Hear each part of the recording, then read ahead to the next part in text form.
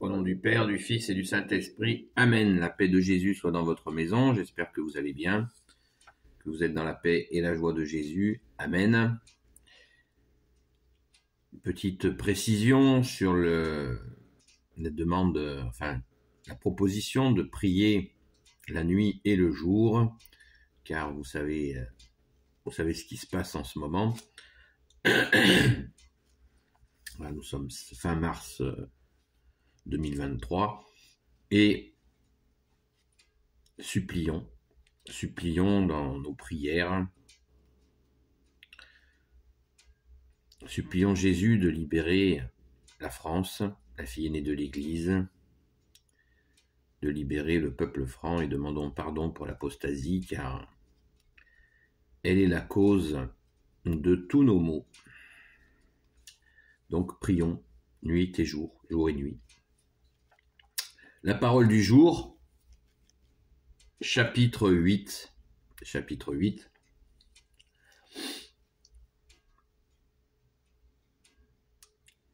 L'apostasie, j'ai fait plusieurs vidéos, je crois, sur le sujet, je pourrais y revenir. Donc, le chapitre d'aujourd'hui, le paragraphe d'aujourd'hui, c'est les fils de la vérité. Merci Jésus, les trois croix. Évangile selon saint Jean. Jésus disait donc aux Juifs qui croyaient en lui, « Vous serez mes vrais disciples, si vous persévérez dans ma parole. Alors vous connaîtrez la vérité, et la vérité vous rendra libre. » Et lui répondirent, « Nous sommes la race d'Abraham, et nous n'avons jamais été esclaves de personne. Pourquoi nous dis-tu, vous serez libres ?» Jésus leur dit, en vérité, je vous le dis, celui qui vit dans le péché est esclave du péché. Mais l'esclave ne reste pas toujours dans la maison. Celui qui est à demeure, c'est le Fils. Donc si celui qui vous libère est le Fils, votre liberté est réelle. Je sais bien que vous êtes la race d'Abraham. Cependant, ma doctrine ne vous touche pas, et c'est pourquoi vous voulez me tuer. Je dis ce que j'ai vu chez le Père, et vous faites ce que vous avez appris de votre Père.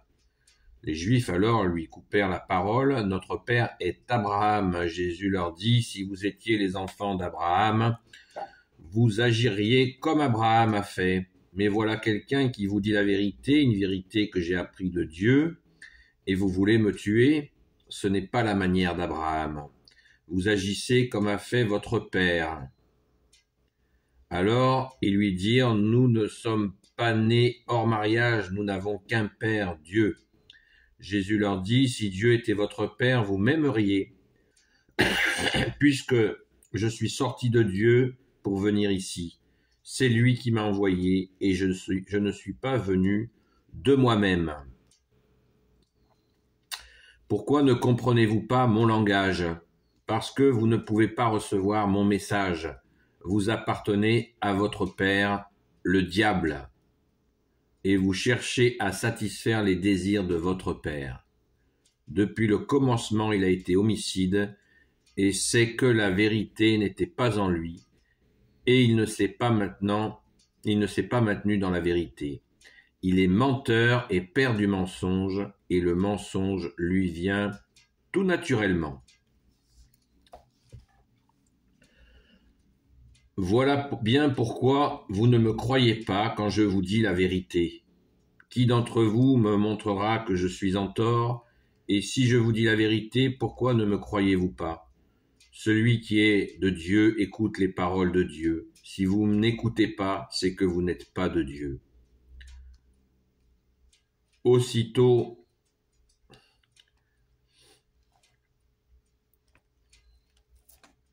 donc, merci Jésus pour ta parole. Vous pouvez lire le paragraphe, pas le chapitre, c'est bien le chapitre 8. Vous pouvez lire le paragraphe entier, verset 31 jusqu'à 44. Jusqu'à 47, verset 31 à 47. Eh bien, c'est ça y est, c'est dit, hein, c'est dit. La vérité nous rend libres, la vérité que tu es Jésus. Jésus nous parle de l'esclave qui n'est pas toujours dans la maison, qui n'est pas toujours à demeure, et Jésus, lui, est toujours à demeure, c'est-à-dire que en nous, nous avons l'espace à notre création. L'homme a été créé par Dieu le Père, le Fils, Jésus et le Saint-Esprit, et nous avons en nous un siège de Dieu, de toi, bien-aimé Jésus, avec ton Père et l'Esprit Saint, et nous avons cette possibilité de l'accueillir. Et la vérité, c'est Jésus. Je suis Jésus, tu nous dis, je suis le chemin, la vérité et la vie. Vous connaissez cette parole. Et tu es bien sûr la vérité. Donc là, on est on est vraiment dans la bataille avec ceux qui ne reconnaissent pas Jésus, qui continuent à refuser sa parole, à refuser d'entendre la vérité, qu'il est bien le Fils unique envoyé par son Père. Et là, aucun détour de la part de Jésus. Si vous ne m'entendez pas, c'est que votre Père, c'est le diable. Donc, c'est clair, c'est net, c'est d'équerre, hein, c'est sans détour. Alors, cela nous pousse à bien des interrogations. Mais non, Jésus est venu, quand, vous savez, à son arrestation, bien-aimé Jésus, tu as dit à Pilate, qui te demandait qui tu étais, tu as dit, je suis venu rendre témoignage à la vérité.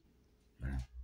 La vérité, c'est que le Père t'a envoyé pour rappeler l'enseignement du Père sans détour, direct de la bouche de ton Verbe au Père très bon. Merci d'avoir envoyé ton Fils qui est ton Verbe. Hein. On dit de Jésus qu'il est le Verbe de Dieu. Voilà, parce que quand le Père passait par les prophètes, eh bien, il y en avait toujours qui avaient à redire. Beaucoup de prophètes ont été éliminés. Et cette fois, en dernier recours, on le voit dans la parabole des vignerons homicides, le Père envoie son Fils directement, son Fils unique, pour confondre les menteurs, puisque le diable, avant d'être homicide, il est menteur. Jésus vient de nous le dire. Mais le Père a décidé que c'est le face-à-face final. Plus d'esquive, le Fils lui-même vient confondre les escrocs, homicides, puisque ça a été très loin jusqu'à l'élévation de Jésus, élevé sur la croix. Merci Jésus de t'être offert pour nous.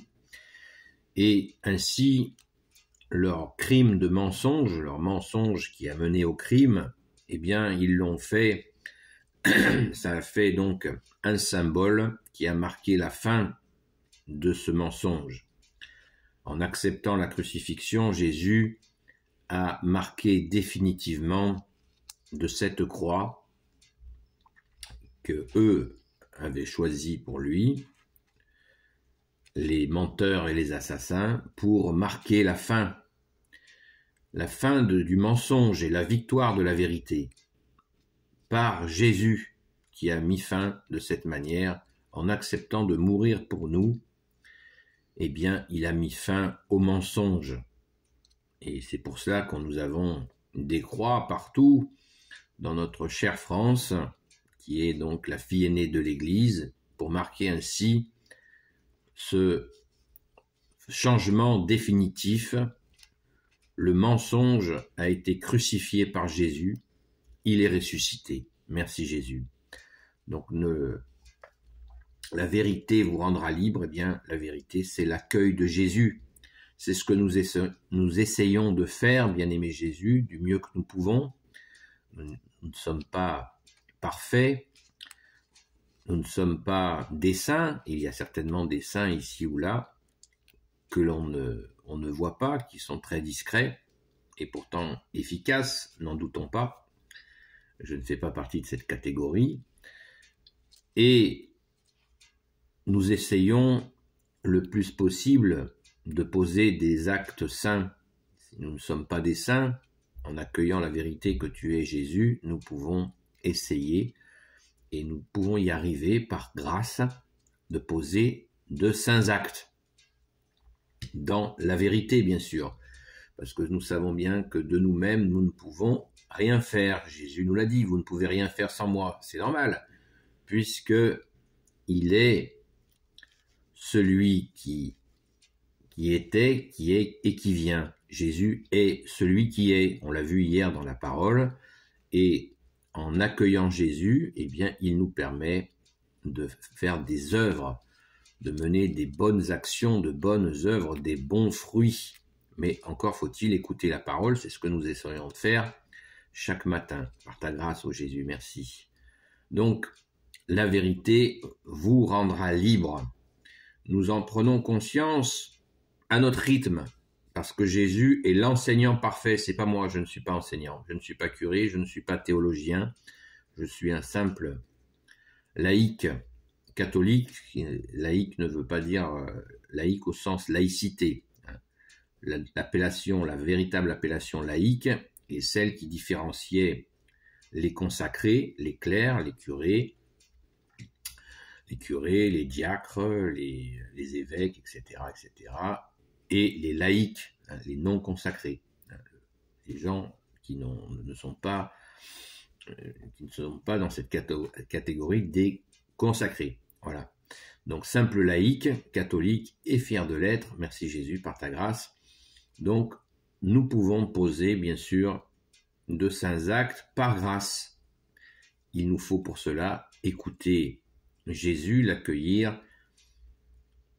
écouter sa parole et surtout essayer de la mettre en pratique. Tenir bon dans la parole. Donc ce match avec ces gens qui ne veulent, parmi les Juifs, pas tous bien sûr, il y en a qui, Jésus les lit en eux comme dans un livre, puisque Jésus, tu es le seul qui sonde les cœurs et les reins, et tu leur dis ce qu'ils allaient faire, c'est-à-dire te tuer. Voilà. Il leur dit à plusieurs reprises, vous voulez me tuer, et ça, ce ne sont pas, vous prétendez que votre père c'est Abraham, mais Abraham avait le respect des commandements du Père, de son Père, de ton Père Jésus, notre Père, et eux, ils s'autorisent à tuer quelqu'un uniquement parce qu'il a des paroles qui ne leur plaisent pas. Donc c'est un crime, c'est rompre la loi telle qu'elle était entendue à l'époque, et Jésus leur dit, voilà, directement, mais ils n'en ont cure. C'est dire l'emprise démoniaque, c'est pas moi qui le dis, c'est Jésus, que ces gens véhiculaient, et pourtant toute cette discussion se passe au temple. Hein.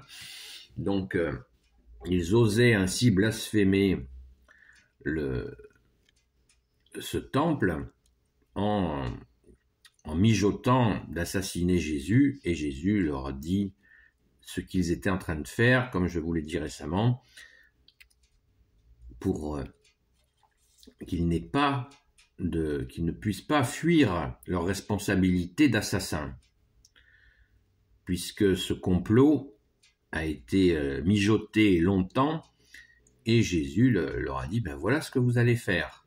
Et ça a certainement permis à certains d'entre eux de se désolidariser de ce plan dégueulasse, ce plan monstrueux qui est d'assassiner le Fils de Dieu.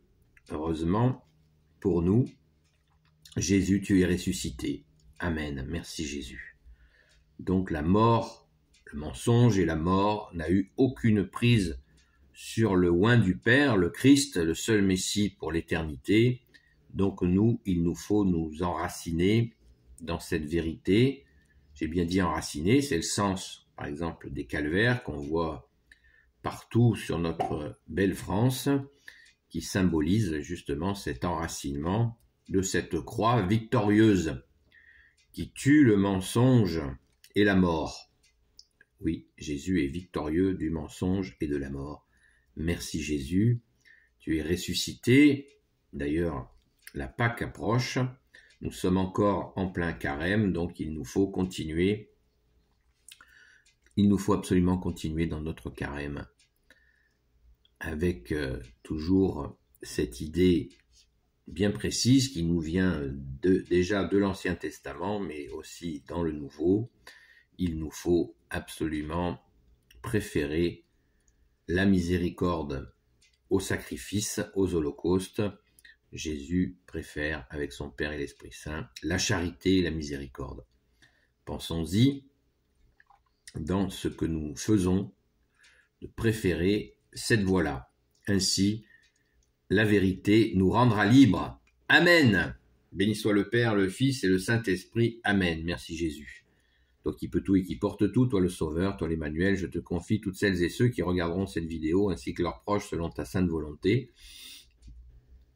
Sainte Marie, Reine des cieux, toi l'Immaculée Conception, toi qui écrases le serpent, toi qui as la lune sous tes pas, toi notre Mère, Notre-Dame, Saint Joseph, toi le juste et le saint, toi le sage, toi la terreur des démons, toi le saint gardien de la Sainte Église catholique apostolique, Sainte Marie-Madeleine, notre chère sainte patronne, et vous tous les saints et saintes amis de Jésus, Saint Michel Archange qui est comme Dieu, Saint Gabriel Archange, Saint Raphaël Archange et tes anges guérisseurs, et vous tous les anges qui servez Jésus, je vous confie toutes celles et ceux qui regarderont cette vidéo, ainsi que leurs proches selon ta sainte volonté, ô Jésus.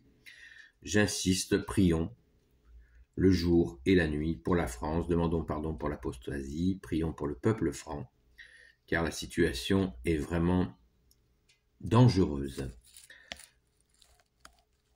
La paix de Jésus soit dans votre maison et je vous dis à très vite.